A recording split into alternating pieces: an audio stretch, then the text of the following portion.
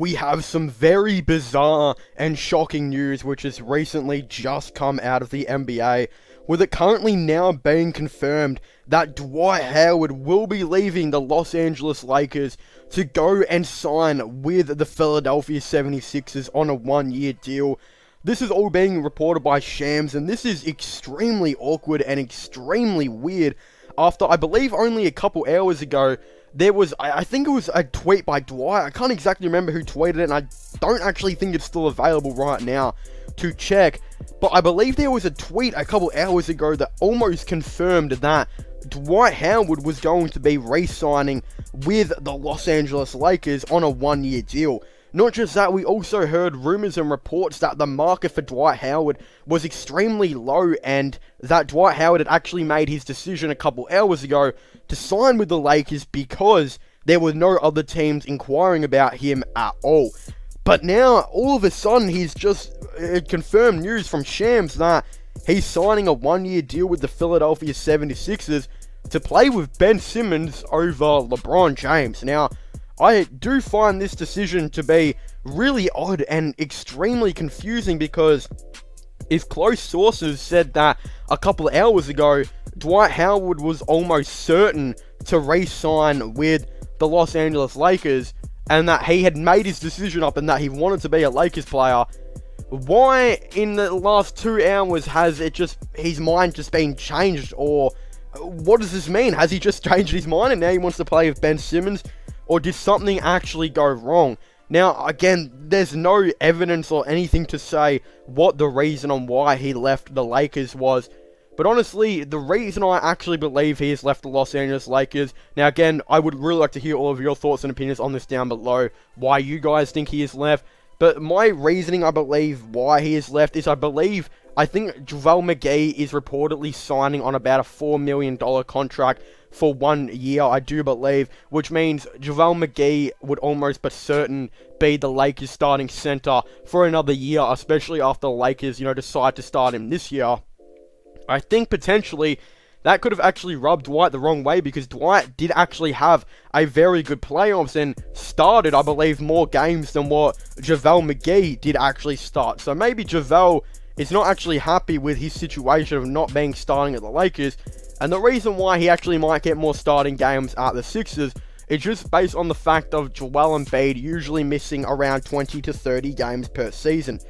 Joel Embiid, I feel like he does average missing that 20 to 30 games per season, meaning that the backup center does start quite a fair bit, or in this case, Al Horford did actually start quite a bit of games at center, especially when he played with Ben Simmons. Like, that was actually a load of fun to watch. Ben Simmons with Al Horford was a really nice and underrated duo when Joel Embiid wasn't there. But when Embiid was there playing with Ben Simmons and playing with Al Horford, the spacing was just absolutely terrible and it didn't make no sense at all. And that's why they ended up, getting killed. It just wasn't a good look for the team whatsoever. So now, again, it's going to be extremely interesting to see where this all stands.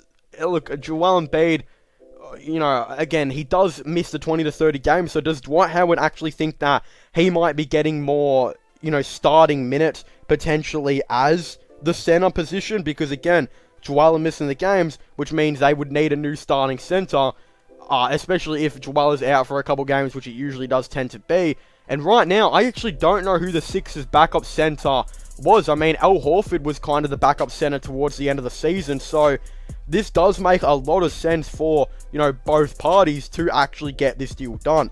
Now, Dwight Howard might get more starting minutes at center. He may just get more minutes in general, especially with Joel Embiid, struggling often to play more than 30 minutes per night. And again, this could actually lead to more opportunity starting at the center position for Dwight Howard.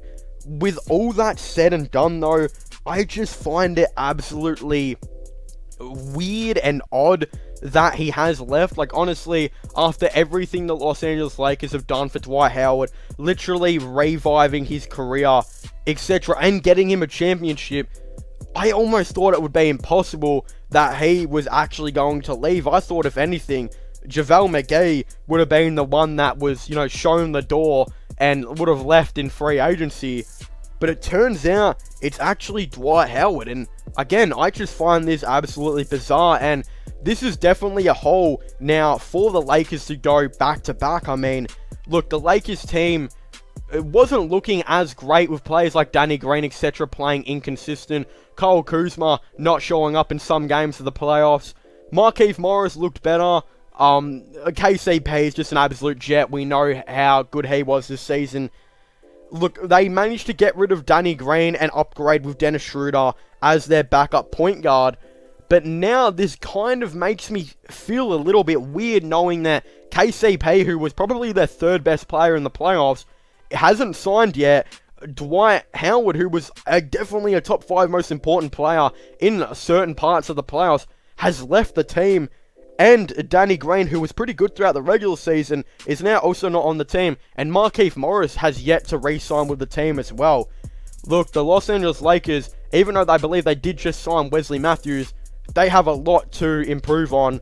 And this is a very, very huge hit for them. And I don't know how they're going to recover from, losing Dwight Howard. Look, there might be a center they could go out and sign. I believe Tristan Thompson could be available. But still, Dwight was almost pretty much their starting center towards the end of the season in the playoffs, and was so important to the team, and chemistry-wise, and just the way he was such a good locker room guy too. For him to leave, for Markieff Morris and KCP not to have re-signed yet, there are some very worrying signs with the Los Angeles Lakers. Now, I do expect Markieff Morris to re-sign. I couldn't see why he won't. KCP might not get offered the deal he wants. He could potentially leave. But I'm just saying, if let's just say KCP does leave, they will have pretty much, in this free agency, they will have lost a first round pick, Dwight Howard, KCP, and Danny Green so far for Wesley Matthews and Dennis Schroeder. It's not looking good, but I definitely feel like the Los Angeles Lakers can recover. I'm just not exactly too sure why Dwight has decided to leave. I would very much like to hear more on this, and hopefully he does come and speak out about it. And I'm not too sure why, again, the Lakers didn't offer him maybe more to try and get that signature with the team. Again, this is very odd, but of course, I would very much like to hear all of your thoughts and opinions on this down below. Do you guys think it was a bad idea for Dwight Howard to sign with the 76ers? Do you guys think it was a good idea? Did you guys expect it to happen? Or did you guys think he was going to be signing with the Lakers? Again, I'd definitely really like to know all of your thoughts and opinions on this down below. But of course, don't forget to subscribe to my channel for latest sports related content and news. Don't forget to subscribe to my IRL/flowing channel. And don't forget to check out my gaming channel as well if you haven't already. And my podcast. Links for them will all be in the description down below. But as I was saying, thank you guys so much for watching this video. Make sure to leave a like, subscribe, and comment. And I'll see you guys next time. Goodbye.